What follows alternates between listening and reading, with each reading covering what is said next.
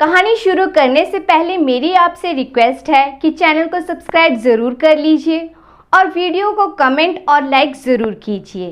तो चलिए देखते हैं आज की कहानी।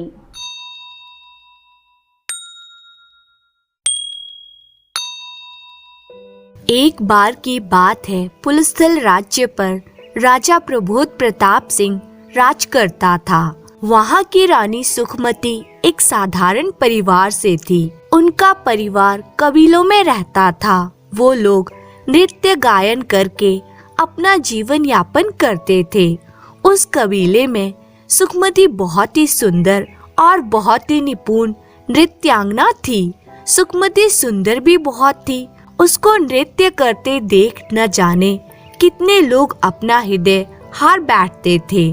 उसकी खूबसूरती का बखान दूर दूर तक के कबीलों में होता था। हर कोई उससे विवाह करना चाहता था, लेकिन उनके कबीले की परंपरा थी कि कन्या ही अपनी पसंद का वर चुनकर विवाह कर सकती थी। उसके साथ कोई भी जबरदस्ती नहीं की जाती थी। एक दिन राजा प्रबोध राज्य का भ्रमण करने गए। उन्होंने सुखमती को नृत्य करते देखा तो उस पर मोहित हो गए। उन्होंने कबीले में सुखमती से विवाह का प्रस्ताव रखा। सुखमती के पिता को और सुखमती को कोई आपत्ति नहीं हुई और उन्होंने प्रस्ताव स्वीकार कर लिया। राजा प्रबोध और सुखमती का विवाह बड़ी धूमधाम से हो गया और अब वो रानी सुखमती हो गई। राजा प्रबोध के माता पिता पहले ही स्वर्ग सिधार चुके थे। माता बचपन में ही अकेले छोड़कर चली गई थी और पिता को किसी युद्ध में मस्तिष्क में अंदरूनी चोट लग गई थी। उस समय तो वे युद्ध जीत गए, लेकिन महल में आने के कुछ दिनों बाद ही उनकी स्थिति खराब होने लगी। कोई सुधार ना हुआ और वो प्रबोध को छोड़कर चले गए। उनके जाने के बाद प्रबोध को पुलस्थल राज्य का राजा घोषित किया गया। राजा प्रबोध ने सुखमती से विवाह तो कर लिया, लेकिन सुखमती के कबीले में एक दिग्विजय नाम का नवयुवक था जो सुखमती से प्रेम करता था और उससे विवाह करना चाहता था। लेकिन सुखमती ने उससे विवाह के लिए कभी हाँ नहीं कहा और जब सुखमती ने राजा प्रबोध से विवाह कर लिया तो वो बहुत क्रोधित हुआ और उसने पड़ोसी राज्य कीर्ति नगर जाकर वहाँ के राजा चंद्रदर्शन से मित्रता कर ली और सुखमती की सुंदरता का बखान कर दिया। अब चंद्रदर्शन सुखमती की एक झलक पाने को ललायित हो उठा। उन्होंने सोचा मैं पुलुस देश के राजा से मित्रता कर लूं, फिर उसके सारे राज जानने के बाद उसके राज्य पर चढ़ाई कर दूंगा और फिर सुखमती मेरी हो जाएगी। और यही योजना दिग्विजय भी बना रहा था कि राजा चंद्रदर्शन जब पुलुस राज्य को जीत जाएंगे तो मैं उन्हें मारकर सुखमती को प्राप्त कर लूंगा। सब अपनी अपनी योजनाएं बनाते रहे और इसी तरह 3 साल व्यतीत हो गए। अब रानी सुखमती 2 साल की पुत्री की माँ थी और राजा प्रबोध अपनी रानी और पुत्री के साथ खुशहाल जीवन जी रहे थे। आज बहुत समय बाद राजा प्रबोध प्रताप सिंह को अपने राज्य के कार्यों की व्यस्तता से थोड़ा समय मिला और वो निश्चिंत होकर अपनी रानी और पुत्री के साथ वाटिका में समय बिता रहे थे। तभी एक सेविका संदेश लेकर आई, राजन, कीर्ति नगर के राजा चंद्रदर्शन महल में पधार चुके हैं और शीघ्र ही आपसे मिलने के इच्छुक हैं। राजा प्रबोध बोले, उनसे कहो कि हम शीघ्र ही आ रहे हैं। तभी रानी सुखमती निराश होकर बोली, ऐसी भी क्या व्यस्तता राजन कि परिवार के पास आपके लिए समय नहीं है। इतने दिनों बाद तो आपके साथ समय बिताने को मिला था। ऊपर से आपके मित्रगण भी आकर रंग में भंग डाल देते हैं। राजा मुस्कुराकर बोले, रानी थोड़ा सब्र रखिए, आपको भी अवश्य समय मिलेगा और इतना कहकर राजा चले गए। रानी अपना दुखी मन लेकर रह गई। राजा चंद्रदर्शन ने अब राजा प्रबोध से गहरी मित्रता कर ली थी। अपने गुप्तचरों की सहायता से राज्य की एक एक चीज की खबर ले ली थी। अब बस वो किसी भी रोज आक्रमण की योजना बना रहे थे और राजा प्रबोध अब उन पर पूर्णतः विश्वास करने लगे थे। उन्हें इस योजना के विषय में कुछ भी पता नहीं था। तभी राजा प्रबोध अतिथि कक्ष में पहुँचे और राजा चंद्रदर्शन से सर्वदा की तरह गले मिले। इसी बीच चंद्रदर्शन ने अपनी कटार निकाली और राजा प्रबोध के सीने में घोंप दी और वहां उपस्थित सैनिकों से कहा, सारे महल के लोगों को बंदी बना लो। इसी बीच रानी तक जैसे ही खबर पहुंची, उन्होंने अपनी सबसे कर्तव्यनिष्ठ दासी सौदामिनी को नीलांजना को लेकर भाग जाने को कहा। सौदामिनी महल से नीलांजना को ले जाने में सफल रही। वो भागते भागते नदी के पास पहुंची।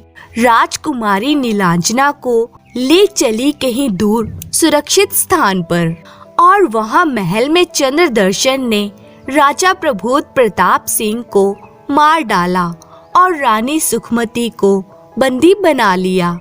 उसने पहले से ही सारी योजनाएं बना रखी थी।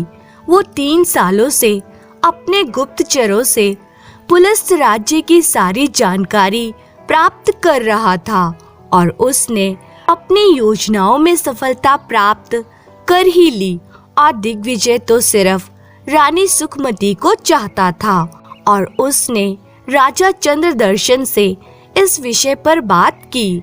राजा चंद्रदर्शन ने कुटिल मुस्कान के साथ कहा, दिग्विजय इतनी जल्दी भी क्या है, पहले हम तो रानी जी के दर्शन कर लें। राजा चंद्रदर्शन के ऐसे शब्द सुनकर दिग्विजय हतप्रभ हो गया।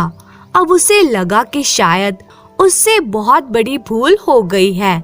उसे जब तक अपने किए पर पछतावा होता, तब तक चंद्रदर्शन ने उसे बंदी बनाने का आदेश दे दिया और दिग्विजय को बंदी बना लिया गया। उधर राजा चंद्रदर्शन ने राजा प्रबोध को मृत समझकर सैनिकों को आदेश दिया कि प्रबोध के मृत शरीर को नदी में बहा दिया जाए।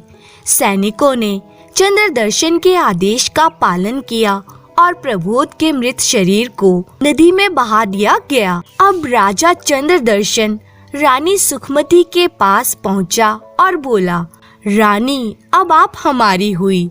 हमने आपके राज्य पर विजय प्राप्त की है और बड़े दुख की बात है कि राजा प्रबोध भी अब स्वर्ग सिधार चुके हैं। अब आपके पास और कोई राह नहीं है, इसलिए हमारी रानी बन जाइए और सुख पूर्वक जीवन बिताइए। सच मानिए, हम आपको अपने हृदय की रानी बनाकर रखेंगे। इतना सुनकर सुखमती बोली, नीच पापी, अपने ही मित्र के साथ इतना बड़ा विश्वासघात, तुझे तो नर्क में भी जगह नहीं मिलेगी। तेरे जैसे इंसान की रानी तो क्या, मैं तो तेरी दासी भी ना बनूं। तुच्छ प्राणी, तूने मेरे राजन का वध करके अच्छा नहीं किया। तुझे इस किए की सजा जरूर मिलेगी। वो ऊपर बैठा सब देखता है और एक ना एक दिन अवश्य न्याय करता है। तू ये मत समझ कि तू ये कुकर्म करके बच जाएगा। सुखमती बहुत क्रोधित थी। उसका क्रोध देखकर चंद्रदर्शन को थोड़ा डर लगा। उसे लग गया कि रानी क्रोध में कोई गलत कदम ना उठा ले, तो राजा चंद्रदर्शन ने रानी सुखमती को भी बंदी बनाने का आदेश दे दिया। रानी सुखमती को चंद्रदर्शन ने अंधेरे कारागार में डलवा दिया। बहुत ही कड़े निर्देश दिए चंद्रदर्शन ने सैनिकों को कि रानी सुखमती को अनदेखा ना किया जाए, उन्हें किसी से भी मिलने जुलने ना दिया जाए। और वहाँ दिग्विजय को भी बहुत ही पछतावा हो रहा था कि उसने तो सुखमती से प्रेम किया था, तो क्या हुआ जो सुखमती उससे प्रेम नहीं करती। अब उसे अनुभव हुआ कि उसने बहुत बड़ा छल किया है सुखमती के साथ। पता नहीं उसकी बेटी कहाँ होगी और उसे अपने किए का प्रायश्चित करना था। उसके मन में एक विचार कौंधा और पल भर में उसने एक योजना बना डाली, क्योंकि उसे किसी भी दशा में सुखमती से मिलकर क्षमा याचना करनी थी और उसकी सहायता भी करनी थी। एक दिन फिर से राजा चंद्रदर्शन दिग्विजय से मिलने कारागार में आए। दिग्विजय ने अपनी योजना के अनुसार कहा, राजन क्षमा करें, बहुत बड़ी भूल हुई मुझ नासमझ से, जो आपके साथ इतनी अशिष्टता कर बैठा। आप मेरे अन्नदाता हैं और मैंने तो आपके साथ कभी भी कोई विश्वासघात नहीं किया। और अभी तो रानी सुखमती की पुत्री जीवित है और पता नहीं उसे कहाँ भेज दिया रानी सुखमती ने। अगर आपकी आज्ञा हो तो मैं रानी सुखमती से इस विषय पर पूछ सकता हूँ, क्योंकि वो तो बचपन से ही मेरी मित्र है और सरलता से मुझ पर विश्वास कर लेंगी। उसे तो ये भी पता नहीं कि मैं आपसे मिला हुआ हूँ। तो राजन, अगर आपको उचित लगे तो मेरे कथन पर विचार कीजिएगा, और अगर रानी की पुत्री हमें मिल गई तो हम उस पर दबाव डाल सकते हैं कि वो आपसे विवाह कर ले। राजा चंद्रदर्शन ने उस समय तो कुछ नहीं कहा और वहां से चले गए। उन्होंने रात भर सोच विचार किया और उन्हें दिग्विजय की बात सही लगी। दूसरे दिन वो कारागार में आए और दिग्विजय से इस विषय पर बात की। दिग्विजय ने चंद्रदर्शन को विश्वास दिलाया कि इस बार मैं आपकी बात का मान रखूंगा। बस एक बार मेरी बात रानी सुखमती से करवा दीजिए। मैं उनको अपनी बातों के जाल में इस तरह रिझाऊंगा कि सब कुछ एक ही पल में बता देंगी। लेकिन ध्यान रखिएगा कि उस पल कोई भी वहां ना हो, नहीं तो उन्हें शक हो जाएगा कि हम लोग कोई योजना बना रहे हैं। दूसरे दिन योजना अनुसार दिग्विजय रानी सुखमती से मिलने कारागार पहुंचा। सुखमती की आंखों में आंसू थे और वो रो रही थी। सुखमती की ऐसी दशा देखकर दिग्विजय रो पड़ा। उसने पहले तो सुखमती से क्षमा मांगी। मुझे क्षमा कर दो सुखमती, मेरे कारण तुम्हें इतना कष्ट सहना पड़ा। मुझे लगा था कि छल कपट से मैं तुम्हें प्राप्त कर लूंगा, लेकिन मेरी धारणा गलत थी। अब मेरी अंतरात्मा मेरे हृदय पर प्रहार कर रही है कि जिससे मैं इतना प्रेम करता था उसी को मैंने संसार भर के कष्ट दे डाले। उसको स्वामी और पुत्री से अलग कर दिया और सुखमती के चरणों पर अपना सिर रखकर दिग्विजय बहुत रोया। आज वो सुखमती के सामने अपने पापों को स्वीकार कर उनका प्रायश्चित करना चाहता था। सुखमती बोली, अब तो समय बीत चुका है, अब पछताने से क्या लाभ। अब मेरे और तुम्हारे रोने से महाराज लौट नहीं आएंगे। लेकिन अगर तुम्हें मेरी सहायता करनी ही है तो मेरी नीलांजना की रक्षा करो, उसे खोजो। मैंने उसे अपनी दासी सौदामिनी के हाथों में सौंपा था। अगर तुमने नीलांजना की रक्षा कर ली तो मैं तुम्हें हृदय से क्षमा कर सकती हूँ। दिग्विजय बोला, आज से मैं ये प्रण लेता हूँ कि मैं राजकुमारी को खोज कर रहूंगा और तुम्हें भी न्याय दिलवाऊंगा। बस जो मैं कहता हूँ वही तुम करती जाओ। तुम्हें बस थोड़ा सा अभिनय करना होगा राजा चंद्रदर्शन के सामने। और दिग्विजय ने अपनी सारी योजना रानी सुखमती को कह सुनाई। रानी बोली, इस बार कोई छल तो नहीं करोगे? नहीं सुखमती, मैं वचन देता हूँ, ये मैं सच्चे हृदय से कह रहा हूँ। दिग्विजय बोला और सुखमती ने अपनी सहमति दे दी। सारी योजनाएं बनाकर दिग्विजय ने सुखमती से जाने की अनुमति ली और चंद्रदर्शन के पास पहुंचा।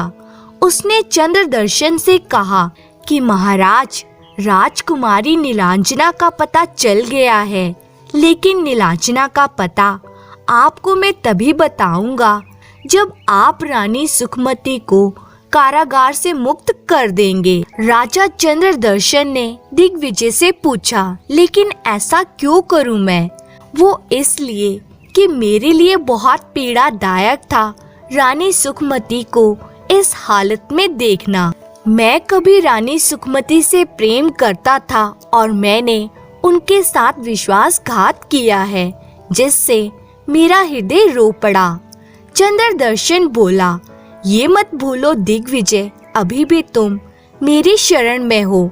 अभी भी मैं चाहूँ तो तुम्हें बंदी बना सकता हूँ। नहीं महाराज, मेरे कहने का ये आशय नहीं था। मैं तो आपका सदैव ऋणी रहूंगा जो आपने मेरे प्राण नहीं हरे। आपसे एक बात और कहना चाहता हूँ महाराज। राजा चंद्रदर्शन ने पूछा, वो क्या बात है? वो ये है कि सुखमती ने आपसे विवाह करने के लिए सहमति दे दी, लेकिन वो चाहती है कि आप अपनी पहली रानी और पुत्र को त्याग दें। अगर आपके लिए संभव हो तो वो आपसे विवाह कर सकती हैं, अन्यथा नहीं। इतना सुनकर राजा चंद्रदर्शन थोड़े विचलित हुए, क्योंकि उनकी रानी सुकीर्ति अपने पिता महाराज की इकलौती संतान थी और चंद्रदर्शन को सुकीर्ति के पिता महाराज ने ही कीर्ति नगर का राजा बनाया था। अब चंद्रदर्शन बहुत ही दुविधा में थे कि वे अपनी रानी सुकीर्ति और पुत्र सूर्यदर्शन को कैसे त्याग सकते हैं।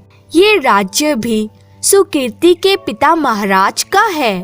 और उधर ये बात दिग्विजय ने सुकीर्ति से कही कि महाराज आपका त्याग करके रानी सुखमती को अपनी रानी बनाना चाहते हैं। अगर ऐसा हुआ तो आपके पुत्र का अधिकार छिन जाएगा और आपको तो शायद महाराज कारागार में डाल दें। रानी सुकीर्ति थोड़ी अचंभित हुई और उनकी आंखों से अश्रुधारा बह चली। उन्होंने दिग्विजय से कहा कि महाराज, मेरे साथ इतना बड़ा विश्वासघात कर रहे हैं और मुझे ज्ञात भी नहीं है। दिग्विजय ने कहा, हाँ महारानी, मैं तो महाराज का सेवक हूँ, लेकिन इतना अन्याय मुझसे नहीं देखा जा रहा था। मुझे लगा ये सब आपको ज्ञात होना चाहिए, इसलिए आपको बताने चला आया।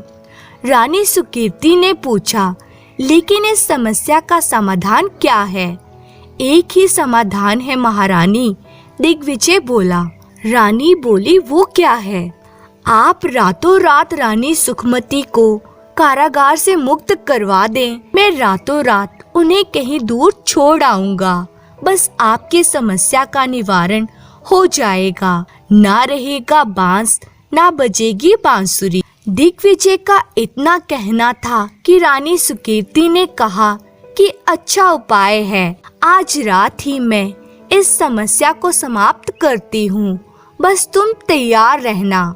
दिग्विजय बोला, रानी, मैं आपके समक्ष किसी भी समय उपस्थित हूँ, कृपया आप आदेश करें।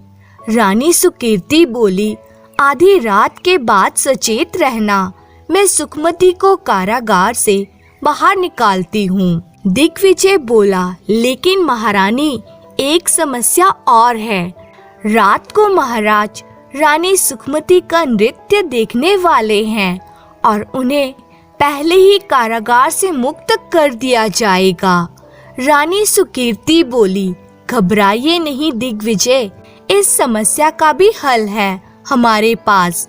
हम ऐसा करेंगे कि महाराज की सुरा में अचेत करने वाली बूटी मिलवा देंगे, जिससे महाराज सुप्तावस्था में चले जाएंगे और हमारा काम सरल हो जाएगा। दिग्विजय बोला, हाँ महारानी, वाह, क्या उपाय ढूंढा है आपने, लेकिन आप पहले ही कारागार जाकर रानी सुखमती से मिलकर अपनी योजना बता दें, जिससे वो पहले से ही सावधान हो जाएं। हाँ, उचित कहा दिग्विजय। वो तो एक स्त्री हैं, अपने स्वामी और पुत्री से दूर हो गई हैं। क्या बीत रही होगी उन पर, कितना कष्ट होगा उसके हृदय में। एक स्त्री के हृदय की बात दूसरी स्त्री ही समझ सकती है। समय देखकर मैं उससे मिलने जाती हूँ। संध्या के समय महाराज नौका विहार को जाते हैं, उसी समय उनसे मिलना उचित रहेगा। दिग्विजय बोला, ठीक है महारानी, अब मैं चलता हूँ। किसी ने हमें देख लिया तो महाराज तक बात पहुँच जाएगी। संध्या का समय महाराज महल में नहीं थे। उचित समय था सुखमती से मिलने का। रानी सुकीर्ति कारागार पहुंची। रानी सुखमती का रूप लावण्य देखकर रानी सुकीर्ति देखती ही रह गई। रानी सुखमती ने अपने कारागार में रानी सुकीर्ति को देखा और पूछा कि आप कौन हैं? रानी सुकीर्ति बोली, मैं राजा चंद्रदर्शन की अर्धांगिनी रानी सुकीर्ति हूँ। मुझे ज्ञात है कि आप रानी सुखमती हैं और मेरे रहते आपके साथ कोई अनर्थ नहीं होगा, लेकिन जो पहले हो चुका है उसके लिए मैं आपसे क्षमा चाहती हूँ। सुखमती बोली, रानी कृपया आप क्षमा ना मांगे। मेरा नाम अवश्य सुखमती है, लेकिन मेरे भाग्य में दुख भी लिखा होगा। कदाचित ईश्वर की यही इच्छा है। आप कहें, आप कैसे यहाँ पधारी? फिर रानी सुकीर्ति ने अपने साथ आई दासियों को जाने के लिए कहा और अपनी सारी योजना रानी सुखमती को कह सुनाई। सुखमती ने योजना सुनी और अपनी सहमति जताई और मन ही मन दिग्विजय को धन्यवाद दिया कि उसकी योजना सफल होती दिखाई दे रही है। अब संभव है कि वो अपनी पुत्री से मिल पाए। रानी सुकीर्ति अपनी योजना बताकर चली गई। रात्रि बेला आई सुखमती को दासियों ने कारागार से निकालकर स्नान करवाया, नए वस्त्र आभूषणों से सुसज्जित किया।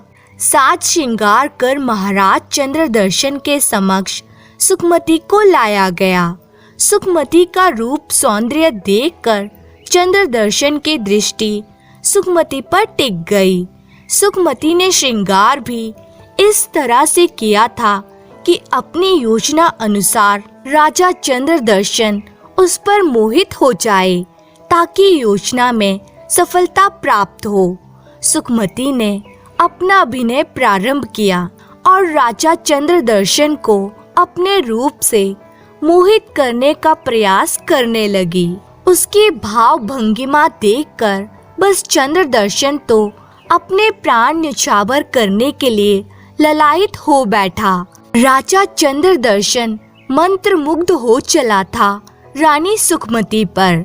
दिग्विजय ने जैसे ही संकेत प्रकट किया, सुखमती ने अपने छल से भरा हुआ अभिनय प्रारंभ किया। उसने सूरा से भरा हुआ कलश उठाया और राजा चंद्रदर्शन को सूरा से भरा हुआ प्याला प्रस्तुत किया और चंद्रदर्शन सुखमती के प्रेम में वशीभूत होकर उसके आगे पीछे झूमने लगा और सुखमती चंद्रदर्शन को एक पर एक प्याला दिए जा रही थी। चंद्रदर्शन अचेत अवस्था की ओर बढ़ रहा था और कुछ ही पल में सुरा में डली बूटी ने अपना असर दिखाना शुरू कर दिया और कुछ ही पलों में चंद्रदर्शन सुप्तावस्था में चला गया। इतना होने के बाद रानी सुकीर्ति को ये सूचना मिली कि महाराज अचेत अवस्था में हैं। उन्होंने कक्ष में प्रवेश किया। सुखमती और दिग्विजय से बोली, अब आप लोग शीघ्रता करें और महाराज की चेतनावस्था में आने तक इस राज्य से कहीं दूर प्रस्थान कर जाइए। रानी सुखमती तुरंत ही रानी सुकीर्ति के गले लग गई और बोली, धन्यवाद सखी, आपने हमारी सहायता करके हम पर बहुत बड़ा उपकार किया है।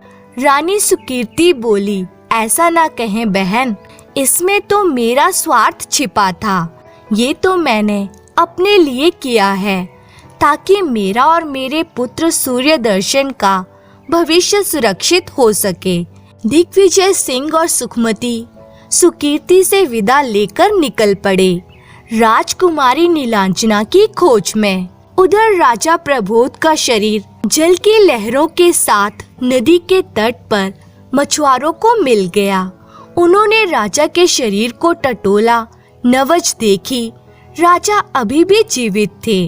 उन मछुआरों में से एक ने कहा कि मैं इसे अपनी झोंपड़ी में ले जाता हूँ, इनका उपचार करता हूँ, शायद ये ठीक हो जाएं और अवस्था अच्छी होने पर अपने घर का पता बता सकें। और वो राजा को अपनी झोंपड़ी में ले आया। झोंपड़ी में उसकी पत्नी और उसका 5 साल का बेटा था। पत्नी ने पूछा, ये किसे उठाकर लाए हो? मछुआरा बोला, नदी के तट पर अचेत अवस्था में पड़ा था बेचारा, किसके सहारे छोड़ आता तो इसे ले आया।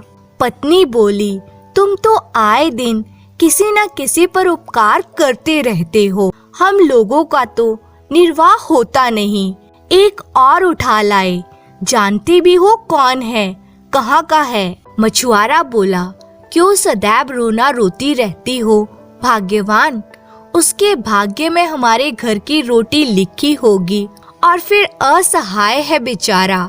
अगर हमने थोड़ी सहायता कर दी तो जीवन भर हमारा उपकार मानेगा। फिर वो ऊपर बैठा सब देख रहा है, जिसके भाग्य में उसने जो लिख दिया है वही होगा।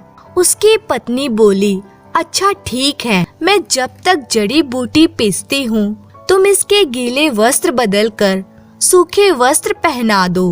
वैसे मछुआरे की पत्नी हृदय की बुरी नहीं थी, बस थोड़ी निर्धनता ने स्थिति को दयनीय बना दिया था, इसलिए थोड़ी क्रोधित हो रही थी। मछुआरे का नाम शंखनाद और पत्नी का नाम सिमके था।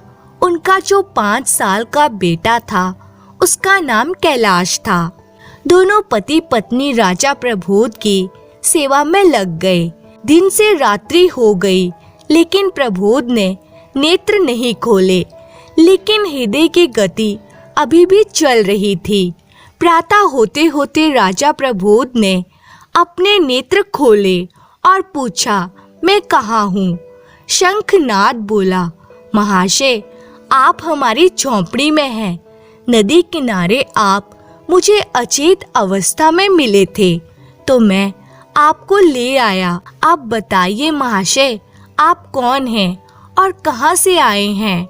राजा प्रबोध बोले, मित्र मैं पुलस्त देश का राजा प्रबोध हूँ। पड़ोसी देश का राजा मेरा मित्र था। उसने मेरे साथ बहुत बड़ा विश्वासघात किया, मुझसे गहरी मित्रता का स्वांग रचाकर मेरा परिहास किया। पता नहीं मेरी रानी सुखमती और मेरी पुत्री किस अवस्था में होंगी। उस पापी ने क्या किया होगा उनके साथ। फिर शंखनाद बोला, बड़ी दुखद घटना हुई महाराज आपके साथ। पहले आप पूरी तरह स्वस्थ हो जाएं, फिर देखेंगे आगे क्या करना है। राजा प्रबोध बोले, मित्र आपके शब्दों ने हमें बड़ा ढांढस बंधाया। संकट की घड़ी में प्रेम के 2 मीठे बोल उपचार का कार्य करते हैं। बहुत बहुत धन्यवाद। शंखनाद बोला, महाराज आपने मुझे अपनी मित्रता के लायक समझा, बहुत बहुत धन्यवाद। महाराज अब आप विश्राम करें और किसी वस्तु की आवश्यकता हो तो कृपया बताएं। महाराज प्रबोध ने कहा, ठीक है मित्र। दिग्विजय सिंह और सुखमती उसी मार्ग से आए थे जो मार्ग सुखमती ने सौदामिनी को सुझाया था जब वो नीलांजना को लेकर भागी थी। रात भर नाव से नदी पार की और फिर जंगल में भागते भागते दिग्विजय और सुखमती बहुत थक गए थे। उन्हें दूर से एक गांव दिखाई दिया। दोनों वहां पहुंचे, गांव में प्रवेश किया। वहां जाकर देखा तो कुछ लोगों की भीड़ इकट्ठी थी। वो लोग कह रहे थे कि पता नहीं ये स्त्री कौन है, किसी की व्याहता है या फिर किसी की पुत्री को लेकर भागी है। 2 दिन से यही वृक्ष के नीचे पड़ी है। इसके साथ जो नन्ही सी बच्ची है उस पर तरस खाकर गांव की स्त्रियों ने बच्ची के लिए दूध और उसके लिए खाने को भोजन दे दिया। स्त्रियों ने उससे पूछा भी तो उसने कुछ नहीं बताया। पता नहीं इसकी क्या इच्छा है जो यहाँ पड़ी है। इसे शीघ्र ही इस गांव से निकालो। इतना सुनते ही दिग्विजय सिंह ने भीड़ को हटाकर देखा तो वह सौदामिनी थी और नीलांजना को अपने दोनों हाथों से उसने जोर से दबोच रखा था कि कोई उससे उसे छीन न ले। तभी दिग्विजय ने कहा, अरे तुम यहाँ हो? लोगों ने पूछा, भाई जानते हो तुम इसे? दिग्विजय बोला, हाँ ये मेरी पत्नी है। हम दोनों के बीच झगड़ा हो गया था तो ये हमारी पुत्री को लेकर ना जाने कहाँ चली गई। मैं इसे कब से ढूंढ रहा हूँ। ये इनकी बड़ी बहन है। हमारी बच्ची बिल्कुल अपनी मौसी पर गई हुई है। आप इसका चेहरा देख लीजिए। सबने कहा, ठीक है भाई, ले जाओ अपनी पत्नी को। और सौदामिनी से भी कहा कि बहन, थोड़ी थोड़ी सी बातों पर घर नहीं छोड़ा करते। पति पत्नी में ये सब तो होता रहता है। और सौदामिनी ने जैसे ही सुखमती को देखा तो बहुत प्रसन्न हुई और जीजी जीजी का अभिनय करती हुई गले से लग गई। रानी सुखमती अपनी पुत्री नीलांजना को सुरक्षित देखकर बहुत ही प्रसन्न हुई। खुशी के मारे उनकी आंखों से आंसू छलक पड़े। उसने अपनी पुत्री को हृदय से लगाकर अपना प्रेम प्रकट किया। दिग्विजय ने कहा, क्यों ना हम अपने कबीले ही चलें, वहीं चलकर सोचेंगे कि क्या करना है। सुखमती बोली, ठीक है। और सब कबीले पहुंच गए। कबीले पहुंचकर उन्होंने सारी घटना कबीले वालों को सुनाई। वो सब अब कबीले में ही रहने लगे और एक दिन राजा प्रबोध शिकार खेलने के लिए उसी जंगल में आए जहाँ वे रहते थे।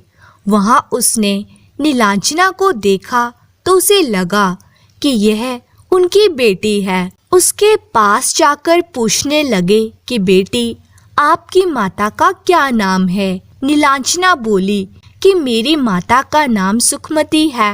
राजा को अब पूरा यकीन हो गया कि यह उसकी बेटी ही है और वो नीलांजना के साथ कबीले में आ गया। तो उसने सुखमती को देखा तो बहुत ही प्रसन्न हो उठा और अब वो साथ रहने लगे और उन्होंने अपना राज्य राजा चंद्रदर्शन से वापस ले लिया था। अब वे अपनी रानी, पुत्री और प्रजा के साथ सुख से जीवन बिताने लगे। धन्यवाद।